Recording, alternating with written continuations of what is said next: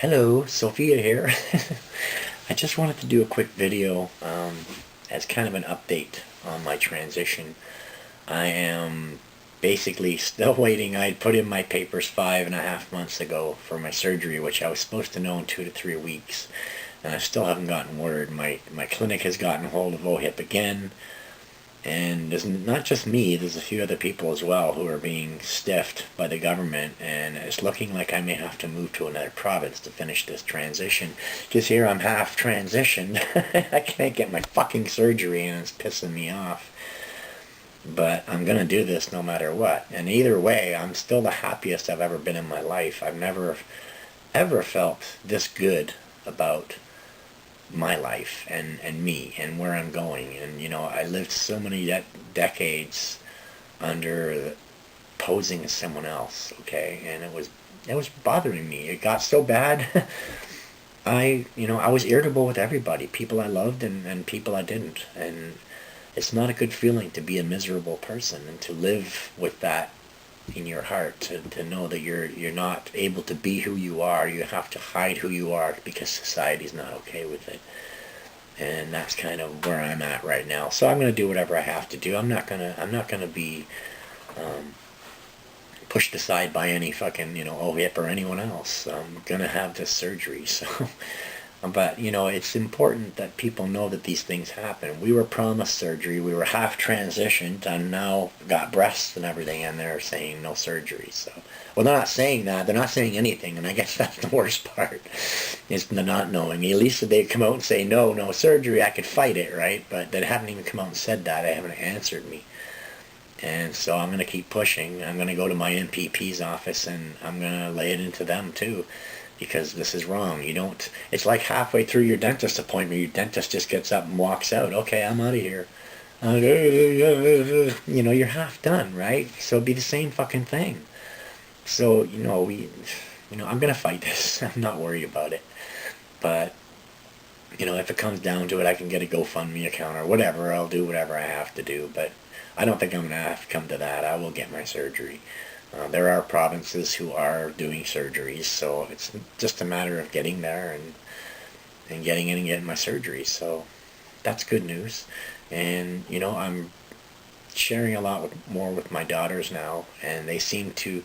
I think there was a shock when they first found out that I was transgender, and because you got to understand who I was before. I was a miserable asshole, okay? And that's how they knew me as, that miserable asshole, right? And now I'm not. I'm totally someone different. And that's kind of was a shock for them, right? And also to find out that I'm transgender. So, I'm the last person a lot of people would have expected. And some people are going, yeah, I see that. Like, they thought something was up. People caught on to certain things about me, but I think my daughters were in a bit of shock. They've handled it really well, and I'm proud of them. And I love my daughters, and I love my grandkids, and I just want everyone to be able to accept this, and so I want to be able to get this thing finished. So I'm not kind of half and half, and it really sucks being here. But it does happen to some of us, and what can I say? It's something we have to deal with and fight. So that's what I will do. But, also I wanted to mention that overall, society's getting a lot better about transgenders. When I first came out, it was very, I guess people were shell-shocked, because a lot of people don't know. When I'm not in my makeup and everything, they don't know it's me. They think it's someone different. So a lot of people haven't put me and him together. So, but it's society overall in the past 4 decades has got so much better about transgender people, and I'm afraid the LGBTQ is setting us back with all their activists and stuff, pulling all this crap like transgendering children and stuff that I'm totally against. And now they're bringing them to gay bars where there's alcohol and drugs. I mean, huge amounts of all kinds of drugs, and doing drag queen shows and stuff. And you know what?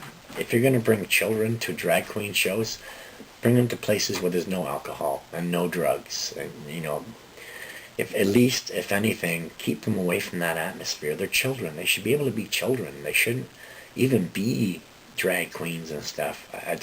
They should be riding bikes and running around or playing hopscotch or baseball or something. Like, let them be kids. Let them play with fire trucks and dolls. Like, why are you trying to grow them into adults so soon? I mean, there's two of these drag queen ones that one's 9 and one's 10. Okay, that's too young to be pushing these kids to doing this. And I believe it's the parents that did it. And yeah, they've made a lot of money on it, but is it worth it at the expense of a child? I don't know. I have a problem with that. So I think the LGBTQ are doing a lot of damage. They're also fully in charge of the SOGI 123 program out west.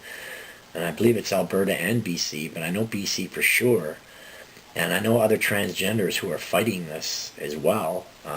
We're all very appalled by this. And the transgendering of children and stuff is, something we strongly feel against, because children can't make that decision. They're too young. Let them grow into adults before they, if they identify. I mean, you always take Jazz as an example, right? Jazz, I Am Jazz, right? That show. And she always presented female. She always looked female. Even when she didn't have breasts, she looked female, okay? Presented as. That's different. She lived as a female and, put up with the hassles along the way. But now she's had her surgery and stuff, so now she's female and she's still suffering hassles. So, I mean, you have to think about that with these kids, with these 9 and 10-year-old kids who are being pushed in the drag queen shows, too. But the SOGI 123 program is the sex ed programs in BC and I believe Alberta. And they are totally run by LGBT groups. They have the school board and the school have nothing to do with them. These, basically, the SOGI, they lay out, there's probably, I think it was 10 groups. I'm doing my SOGI 123 part 3 video this week coming.